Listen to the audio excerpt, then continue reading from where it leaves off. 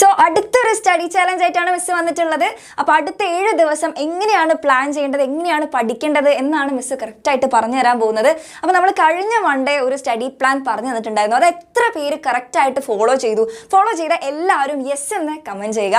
Okay, അപ്പോൾ അടുത്ത 7 days നിങ്ങൾ എങ്ങനെയാണ് പഠിക്കേണ്ടത്? ഇനി കറക്റ്റ് നിങ്ങൾക്ക് സ്കൂൾ തുറക്കാൻ 7 ദിവസമുള്ളൂ. അപ്പോൾ ആ 7 ദിവസം നിങ്ങൾ പ്രോപ്പറായിട്ട് പ്ലാനോട് കൂടി പഠിച്ചു കഴിഞ്ഞാൽ, കറക്റ്റായിട്ട് റിവിഷനൊക്കെ നടത്തി കഴിഞ്ഞാൽ സ്കൂൾ തുറക്കുമ്പോഴേക്കും നിങ്ങൾക്ക് എല്ലാം ഫസ്റ്റ് ചാപ്റ്ററൊക്കെ എല്ലാ സബ്ജക്റ്റിൻ്റെയും സെറ്റ് ആയിട്ടുണ്ടാവും. അപ്പോൾ നമുക്ക് ടൈം ടേബിളിലേക്ക് പോകാം.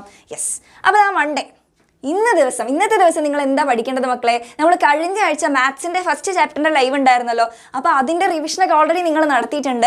പക്ഷേ കഴിഞ്ഞ ദിവസമൊക്കെ നിങ്ങൾ സോഷ്യലിൻ്റെ റിവിഷനൊക്കെ ആയതുകൊണ്ട് ചിലപ്പോൾ മാത്സ് ഒന്ന് മറന്നു പോകാൻ സാധ്യതയുണ്ട് അല്ലേ?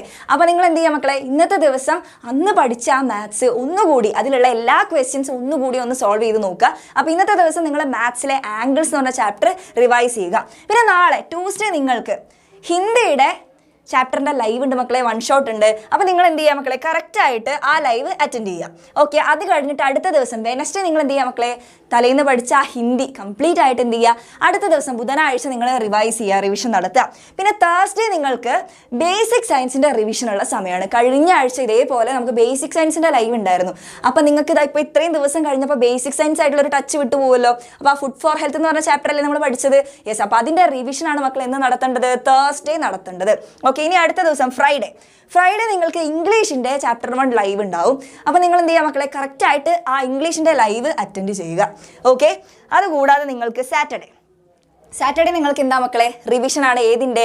ഇംഗ്ലീഷിൻ്റെ റിവിഷൻ നിങ്ങൾ എന്ത് ചെയ്യുക മക്കളെ? സാറ്റർഡേ നടത്താം. ഓക്കെ, ഇനി സൺഡേ എന്ന് പറയുന്ന ദിവസം നിങ്ങൾ ഈ ഒരാഴ്ച പഠിച്ച കംപ്ലീറ്റ് സൺഡേ എന്ന് പറയുന്ന നെക്സ്റ്റ് ഡേ നിങ്ങൾക്ക് സ്കൂൾ തുറക്കുകയാണ്. ജൂൺ 2 സ്കൂൾ തുറക്കുകയാണ്. അപ്പോൾ ഈ ജൂൺ 1 നിങ്ങൾ എന്ത് ചെയ്യുക?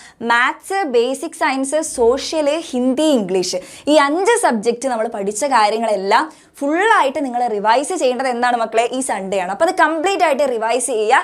ജൂൺ 2 മുതൽ സ്കൂളിലേക്ക് നിങ്ങൾക്ക് അടിപൊളിയായിട്ട് പോവാം. അപ്പോൾ സ്കൂൾ തുറന്ന് നിങ്ങൾ ചെല്ലുമ്പോഴേക്കും എല്ലാ സബ്ജക്റ്റിൻ്റെയും ആദ്യത്തെ ചാപ്റ്റർ നിങ്ങൾക്ക് സെറ്റ് ആയിട്ടുണ്ടാവും. അപ്പോൾ പ്രോപ്പർ ആയിട്ടുള്ള ഒരു പ്ലാനാണ്. കറക്റ്റായിട്ട് മക്കൾ എന്ത് ചെയ്യുക?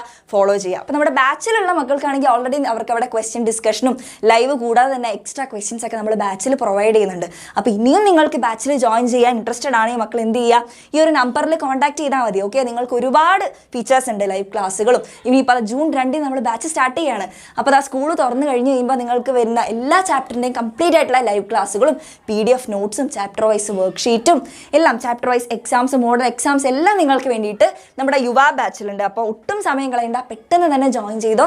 2499 ആണ് ഫീ വരുന്നത്. അപ്പോൾ ഈ ഒരു പ്ലാൻ നിങ്ങൾ അക്സെപ്റ്റ് ചെയ്യാൻ റെഡി ആണെങ്കിൽ കഴിഞ്ഞ ആഴ്ചത്തെ പോലെ അടിപൊളിയായിട്ട് നിങ്ങൾക്ക് ഫോളോ ചെയ്യാൻ പറ്റുന്ന കോൺഫിഡൻസ് ഉണ്ടെങ്കിൽ ചലഞ്ച് അക്സെപ്റ്റഡ് എന്ന് കമൻറ്റ് ചെയ്യുക. Okay, by.